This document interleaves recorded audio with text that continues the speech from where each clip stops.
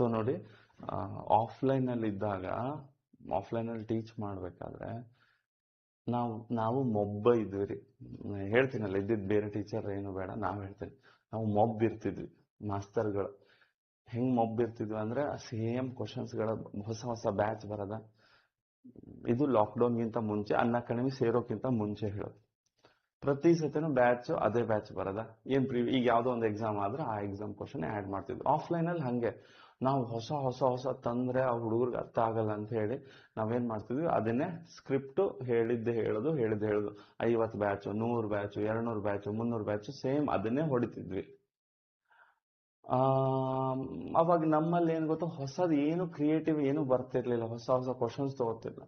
ಯಾವಾಗ ನಾನು ಆನ್ಲೈನ್ ಬಂದೆ ಅನ್ ಅಕಾಡೆಮಿದಲ್ಲಿ 4 ಗಂಟೆ ಕ್ಲಾಸ್ ಸ್ಟಾರ್ಟ್ ಮಾಡಿದ್ನಲ್ಲ, MCQ ಕ್ಲಾಸ್ ಡೈಲಿ ಅಟೆಂಡ್ ಮಾಡೋ ವಿದ್ಯಾರ್ಥಿಗಳು ಡೈಲಿ ಅಟೆಂಡ್ ಮಾಡಕ್ ಸ್ಟಾರ್ಟ್ ಮಾಡೋದು. ಪ್ರತಿದಿನ ಅದೇ ಮುಖಗಳು ಕಾಣಲಿಲ್ಲ, ಅದೇ ಹೆಸರುಗಳು ಕಾಣ್ತಿದ್ವು.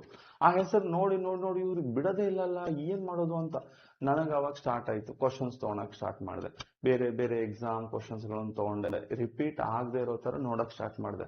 ಹಂಗ್ ಮಾಡ್ತಾ ಮಾಡ್ತಾ ಮಾಡ್ತಾ ಮಾಡ್ತಾ ಆ ಸ್ಟೂಡೆಂಟ್ಸ್ ಗಳಿಗೆ ನಾನು ಥ್ಯಾಂಕ್ಸ್ ಹೇಳ್ಬೇಕು.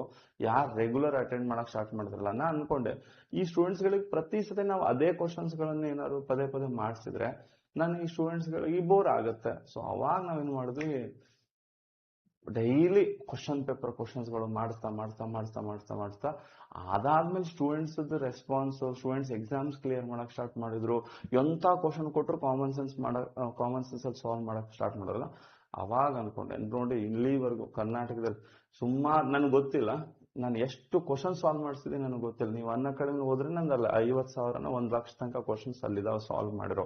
ಅಷ್ಟು ಕಂಟೆಂಟ್ ಇದಾವೆ, ಅವೆಲ್ಲ ಹೊಸ ಹೊಸ ಕ್ವಶನ್ಸ್ಗಳೇ ಇದಾವೆ. ಸೊ ನಾನ್ ಥ್ಯಾಂಕ್ಸ್ ಹೇಳೋದೇನು ನಿಮ್ಗೆ, ನೀವು ಆ 4 ಗಂಟೆ ಕ್ಲಾಸ್ ಅಲ್ಲಿ ಬರ್ತಿರಲ್ಲ, ಅಲ್ಲಿ ನಾವು ಹೊಸ ಕ್ವಶನ್ಸ್ ತಗೊಳ್ಳೇಬೇಕು. ನೀವು ಬೆನ್ ಹತ್ತಿದ್ ಬೇತಾಳ್ತಾರ ಅಂದ್ರೆ ಇಲ್ಲ, ನನಗೆ ಖುಷಿಯಿಂದ ಹೇಳ್ತಾ ಇದ್ದೀನಿ.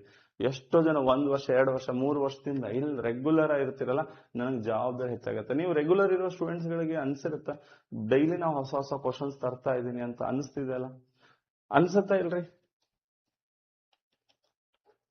ಇದೇನಾ ನಿಮ್ಗೆ ಅನ್ಸಿದಾನೆ ಯಾವಾಗಾರ 4 ಗಂಟೆ ಕ್ಲಾಸ್ ಸ್ಟೂಡೆಂಟ್ಸ್? ನೀವು ಜಸ್ಟ್ ಅಟೆಂಡ್ ಮಾಡ್ತಾ ಹೋಗ್ರಿ. ಓಕೆ ಓಕೆ ಹಾ. ಸೊ ಅದಕ್ಕೆ ಈ ಟ್ರಿಕ್ಗಳು ಯಾವಾಗ ಬರ್ತಾವ ಹೇಳ್ರಿ, ಹೊಸ ಹೊಸ ಕ್ವಶನ್ ಸಾಲ್ವ್ ಮಾಡ್ತಾ ಹೋದಂಗೆ ಬರುತ್ತೆ. ನೀವು ಆ 4 ಗಂಟೆ ಕ್ಲಾಸ್ ಅನ್ನ ಮಾತ್ರ ಬಿಡಕ್ ಹೋಗ್ಬೇಡಿ.